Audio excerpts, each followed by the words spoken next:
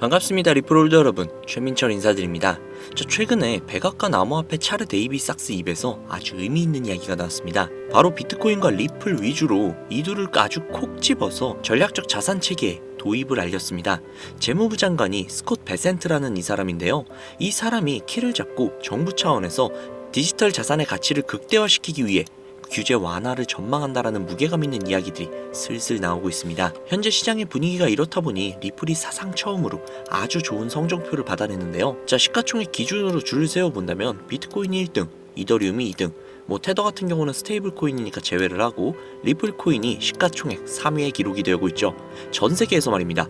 그런데 여기에서 굉장히 중요한 게 완전 희석 가치인 FDV를 기준으로 이더리움을 리플이 추월을 했다라고 합니다.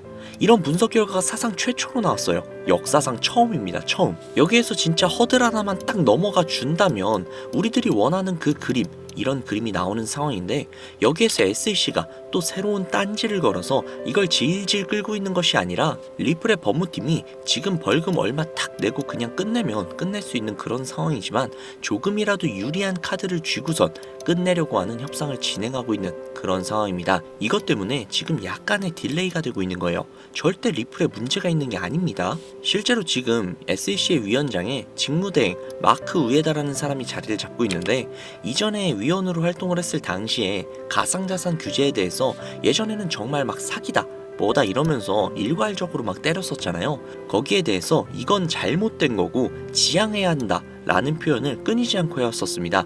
산업의 특성을 반영을 해서 현실적으로 규제를 해야 된다라는 그런 주장을 해왔던 사람인데, 실제로 현재는 갠슬러가 물러나고부터 갠슬러의 흔적 지우기를 집중하고 있죠. 가상화폐의 핵심 변호사 역시도 해임을 했고 전담 집행 부서까지도 축소가 된 그런 상황입니다. 이렇게 시장은 명확하게 장기적인 미래 가치에 대한 플랜을 짜고 있는 그런 상황에 실제 고래들은 어떻게 움직이고 있을까요? 지난 48시간 고래들은 무려 1억 5천만 개라는 리플을 축적을 했다고 하는데요. 이거를 하나로 환산을 한다면 대략적으로 5,100억이라는 어마어마한 규모를 보여주고 있다고 하죠. 즉 고래들도 현재 리플의 플랜에 충분한 메리트가 있다고 판단을 해서 이 막대한 자금들을 쏟아부어서 장기적인 플랜을 짜고 미래 가치에 투자를 하고 있는 겁니다. 그렇다면 그들이 리플에 열광을 하는 이유가 도대체 뭘까요? 이제는 XRP라고 불리는 리플, 한국인들 사이에서는 그 어떤 코인들보다도 인기가 상당히 높은데요. 이는 몇 가지 이유가 있습니다.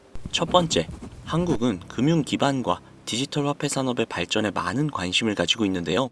리플은 국제금융기관과의 협업을 강조하고 금융 시스템의 효율성 향상을 목표로 하는 특성을 가지고 있어서 한국의 금융기관과의 협업 가능성이 굉장히 높다라고 여겨집니다. 두 번째는 안전성과 신속성인데요.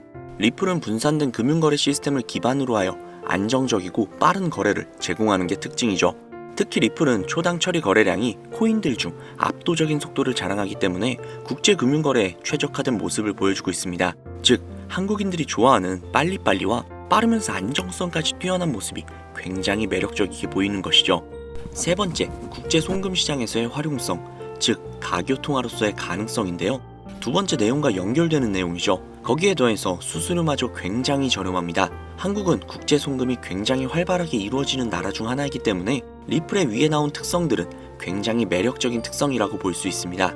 요약하자면 리플 코인을 보유하고 선호하는 이유, 그 중에서도 한국이 유독 더욱더 선호하고 있는 이유는 한국 금융기반과 금융기관들과의 협업 가능성, 안정성과 신속성, 그리고 저렴한 수수료로 인해 국제 송금 시장에서의 활용 가능성이 굉장히 높다는 점을 들 수 있다는 겁니다. 내용만 들어보면 리플 이거 그냥 목적이 있어서 만들어진 코인 같은데? 라는 생각이 분명히 드실 겁니다. 정확합니다. 리플은 2004년 리플페이란 이름으로 개발이 되었죠. 개발 시기부터 이미 리플의 목표는 단 한 가지였습니다. 전 세계 은행 간 실시간 자금 송금 서비스. 애초에 개발 당시부터 목적이 가교통화였어요. 금융거래의 목적이었다는 거죠. 그렇기 때문에 발행될 수 있는 코인의 양은 1000억 개로 한정이 되어 있으며 추가 채굴 역시도 불가능합니다. 여기에서 굉장히 큰 메리트가 혹시 느껴지시나요? 잘 모르시겠다고요? 쉽게 설명을 해드릴게요. 자, 구독자님들, 요즘 물가 상승 굉장히 좀 큰 체감되지 않으세요? 제가 어릴 적에는 학교 앞에서 컵떡볶이를 300원, 500원 이렇게 팔았거든요. 그런데 지금은 컵떡볶이가 2,000원이 넘는데요. 엄청나죠? 이 물가 상승률이 1년에 평균 4% 정도 상승을 한다고 합니다. 이 물가 상승이 일어나는 것을 바로 인플레이션이라고 하죠. 인플레이션이 발생하는 원인은 여러 가지가 있지만 가장 대표적인 이유는 바로 통화량 증가에 있다는 겁니다. 즉, 나라에서 돈을 찍어내면 찍어낼수록 국내에 돌고 도는 돈의 양이 많아지겠죠. 그런데 돈의 양이 점점 늘어나게 되면 그 화폐의 값어치가 떨어지게 되고, 화폐의 값어치가 떨어지게 되면 물가가 상승하는 인플레이션이 발생한다는 겁니다. 이 인플레이션이 고도화되면 초인플레이션이 발생이 되고, 이 초인플레이션으로 유명했던 나라가 바로 짐바브웨라는 나라죠. 짐바브웨 달러는 수레에 한가득 싣고 가야 달걀 단 한 개를 구매할 수 있었다고 합니다. 실제로 휴지보다 짐바브웨어 달러가 더 저렴해서 휴지 대용으로 사용했다고도 하죠. 그 당시 짐바브웨 현지 인플레이션은 무려 5천억 %에 달할 정도로 어마어마한 초인플레이션 상황을 겪었습니다. 자, 이제 대충 감이 오시죠? 인플레이션의 주요 원인은 통화량 증가로 인한 물가 상승, 즉 리플은 애초에 국제 송금을 목적으로 만들어진 코인이다 보니 채굴을 할 수가 없습니다. 즉 통화량이 더 이상 늘어날 수가 없죠. 거기에 총 코인량은 1000억 개로 고정이 되어 있다 보니 추가 발행 역시도 불가능하다는 겁니다. 전 세계적으로 인기가 있는데 한정되어 있는 자산이다? 그 값어치는 가만히 있기만 해도 굉장히 큰 폭으로 상승을 할 거라는 겁니다. 마치 금처럼요. 여러분, 워렌 버핏 많이 들어보셨죠? 아마 주식 투자해보신 분들이라면 진짜 지긋지긋하게 들어보셨을 겁니다. 추정 자산이 약 860억 달러, 하나로 125조에 달하는 어마어마한 자산을 보유하고 있는 주식계의 살아있는 전설이죠. 이 자산도 표면에 드러나 있는 추정 자산일 뿐인데요. 이 워렌 버핏의 회사로 유명한 기업이 바로 버크셔 해서웨이라는 기업인데요. 버크셔 해서웨이는 세계적인 투자 지주회사로서 시총이 무려 1000조나 되는 어마어마한 규모의 회사입니다. 그리고 이 어마어마한 규모의 회사인 버크셔 해서웨이가 보유하고 있는 대표적인 회사가 바로 아메리칸 익스프레스죠. 아실 분들은 다 아실 겁니다. 미국에서 가장 큰 규모의 신용카드 회사이자 은행업을 중심으로 한 금융업의 대표주자입니다. 그리고 워렌 버핏이 최대 주주로서 무려 20%가 넘는 지분을 보유하고 있죠. 거기에 뱅가드 그룹과 블랙록이 각각 6.3%, 6.1%를 보유하고 있는 미국에서 알아주는 유망한 기업이라는 겁니다. 이런 아메리칸 익스프레스가 바로 리플의 핵심 파트너라는 겁니다. 이미 지난 8월 아메리칸 익스프레스는 송금을 위해 리플을 채택을 했다는 것 역시도 알고 계시죠? 즉 워렌 버핏과 리플은 공생 관계라는 겁니다. 과거 워렌 버핏은 이런 말을 했죠. 비트코인은 전부 사기다. 그랬던 그가 주식 투자할 때도 가치 투자만을 고집하며 수백조가 넘는 돈을 벌어들인 전 세계에서 손꼽히는 부자인 그가 리플과 협업을 하고 리플을 매수를 하고 리플을 보유하고 있다는 겁니다. 황당하죠? 이게 좀 어떤 느낌이냐면, 그러니까 삼성의 이재용 회장이 애플 제품? 그거 다 별로다 라고 공식선상에서 이야기를 해놓고 계열사인 삼성 디스플레이를 통해 애플의 디스플레이를 사용하고 있는 뭐 그런 느낌일까요? 사실 뭐 워렌 버핏에게 이런 비유를 든다는 게 좀 말이 안 되기는 하지만 이 정도로 어마어마한 일이라는 거예요. 암호화폐라면 치를 떨던 그가 리플에게만큼은 굉장히 친화적이라는 거니까요. 세계에서 자금의 흐름을 가장 잘 알고 그 흐름으로 가장 많은 돈을 번 그가 리플에 매료되었습니다. 말이 더 필요한가요?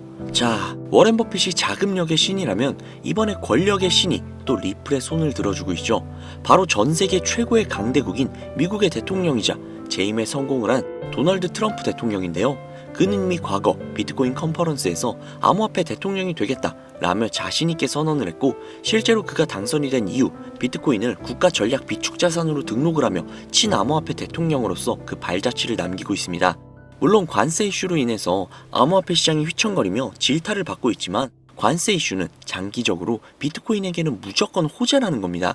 왜냐? 자국의 화폐 가치가 달러 대비 떨어졌을 때 비트코인은 자산을 지킬 수 있는 유력한 대안책이 되기 때문인데요. 그리고 트럼프가 우리가 생각하는 것 그 이상으로 비트코인을 더욱더 중요하게 생각하고 있다는 걸 명심해야 합니다. 실제로 트럼프 대통령이 한 말이 있죠. 비트코인 못 막는다. 우리가 하지 않으면 중국이 할 것이다. 비트코인 전부 러시아나 중국으로 간다. 즉 이제부터 비트코인 전략 물자를 비축하겠다는 건데, 결국 트럼프 대통령의 머릿속에는 미국의 부채 해결을 염두에 둔 것이라는 거죠. 그런데 비트코인으로 미국의 부채를 해결한다? 이거 솔직히 좀 말이 안 되는 것 같잖아요.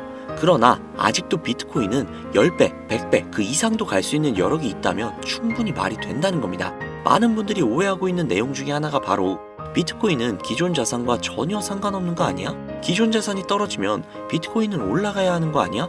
라는 이야기들을 하시는데, 제가 관찰을 해본 바에 따르면 이란 같은 나라에서 미사일을 쏘거나 하면 제일 먼저 떨어지는 게 바로 비트코인이거든요. 왜 그럴까라는 생각을 해보면 가상화폐 시장은 24시간 돌아가죠. 24시간 돌아가다 보니 투자자들이 자기네 주식시장이 열리기 전에 가상화폐를 먼저 파는 경향이 있죠. 그렇게 코로나 때도 가장 먼저 가장 많이 떨어졌습니다.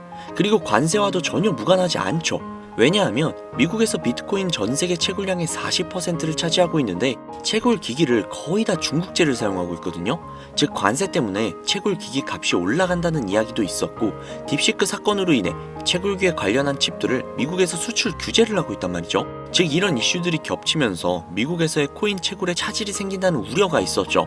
즉 이제 관세 전쟁 우려로 인해 당시 코인 시장이 전체적으로 10%가량을 하락을 했죠.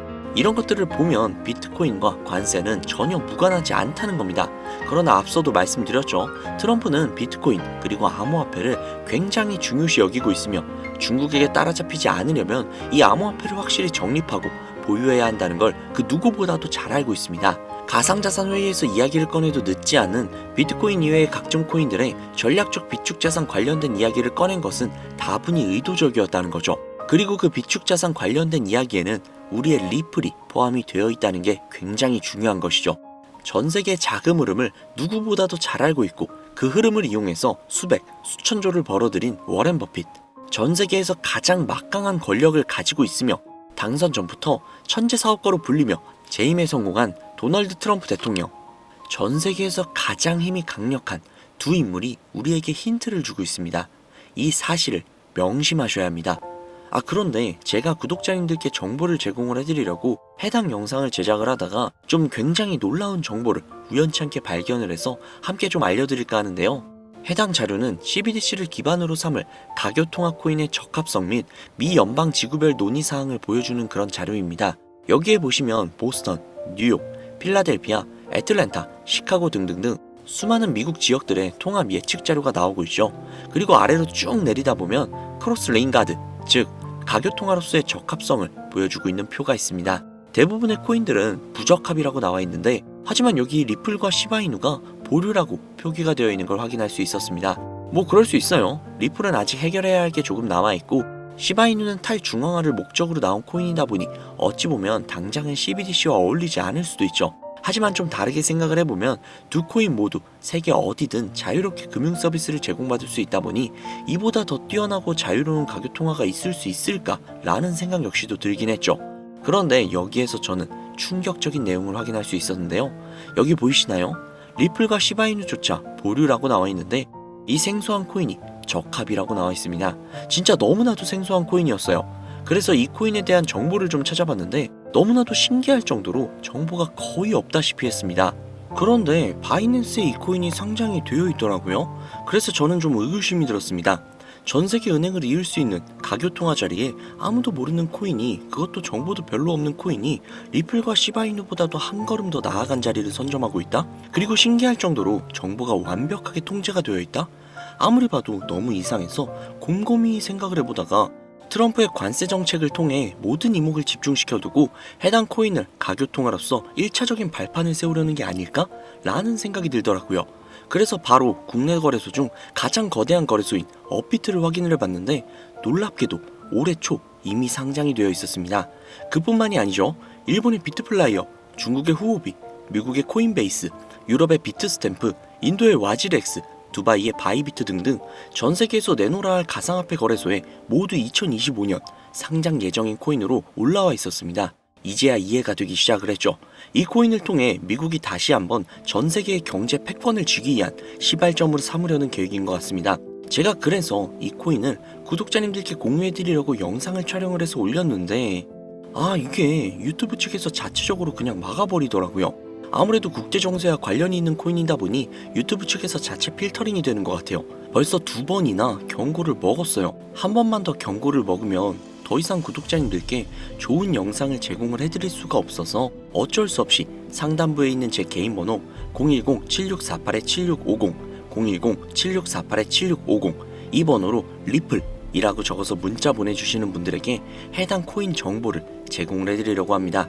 구독자님이신 걸 확인하는 즉시 해당 코인에 대한 정보 바로 제공해드리도록 하겠습니다. 아무래도 구독자님이신지 확인하는 작업에서 시간이 어느 정도 소요가 될 수 있기 때문에 조금이라도 빠르게 정보를 받아보실 분들은요, PC 버전은 아래 더보기란 클릭하신 후 쭉 내리시면 나오는 제 채널 주소가 있거든요. 코인으로 인생 역전, 그리고 최신의 코인 가게, 이 두 곳에 들어오셔서 구독하시고 영상 알림 설정 및 좋아요 그리고 댓글 남겨주시면 보다 더 빠르게 정보를 받아가실 수 있으며 보다 많은 영상으로 다양하고 알찬 정보들을 확실하게 받아보실 수 있으니 꼭 채널 구독하시고 알림 설정 부탁드릴게요. 모바일 버전은 시간 옆에 더보기란 누르셔서 아래로 쭉 내리시면 앞서 말씀드린 두 개의 채널 링크가 나오니까요, 해당 링크로 들어오셔서 채널 구독해주시고 영상 알림 설정 및 좋아요 그리고 댓글까지 꼭 남겨주세요. 다른 분들보다 더욱더 빠르게 정보를 받아가실 수 있을 겁니다. 요즘 저를 사칭을 해서 정보를 팔아먹으려고 하는 악질업자들이 너무나도 많이 늘어나고 있습니다. 제보가 진짜 빗발치고 있어요. 다시 한번 말씀드리지만 저는 절대로 금전을 요구한다거나 멤버십 가입 유도를 한다거나 개인정보 등을 요구하지 않습니다. 그런 사칭범들이 워낙 많아서 문자를 보내주시는 분들 한 분 한 분 제 구독자님이신지 확인 후 공유해드리다 보니 약간의 시간이 소요가 된다는 점 다시 한번 양해 부탁드립니다. 저는 진짜 많은 거 안 바래요. 오로지 제 채널을 키우기 위해서 제 영상을 보시고 제 채널 구독, 좋아요, 알림 설정 그리고 댓글 정도만 남겨주시면 저는 그걸로 만족합니다. 그리고 제 영상을 통해서 구독자님들이 조금이라도 더 나은 삶을 사실 수만 있다면 저는 그걸로 정말 만족합니다. 그러니 이건 외에 요청하는 게 있다면 제가 아니라 사칭이니까 진짜 조심하셔야 돼요. 앞으로 더 좋은 영상, 더욱더 도움이 되는 정보로 다시 찾아뵙도록 하겠습니다. 오늘 하루도 고생 많으셨습니다. 감사합니다.